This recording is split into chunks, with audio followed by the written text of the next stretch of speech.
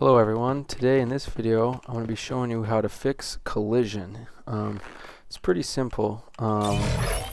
Certain assets, for some reason, see this door, you get this big invisible wall and you can't run through, whereas this one for some reason works, and I'll show you a quick little fix.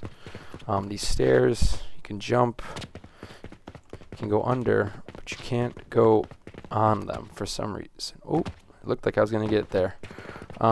It's pretty easy. We'll show you how to do it.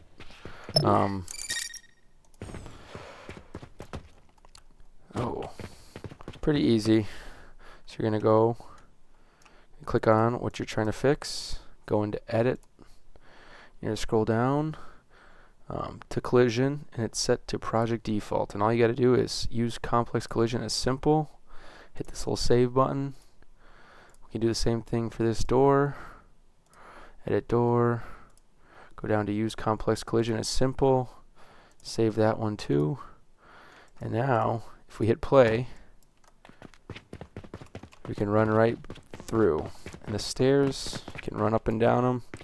It looks a little jittery. In other videos I'll show you how to fix the jitteriness, and this was just an easy way so you can fix your assets and get them working how you want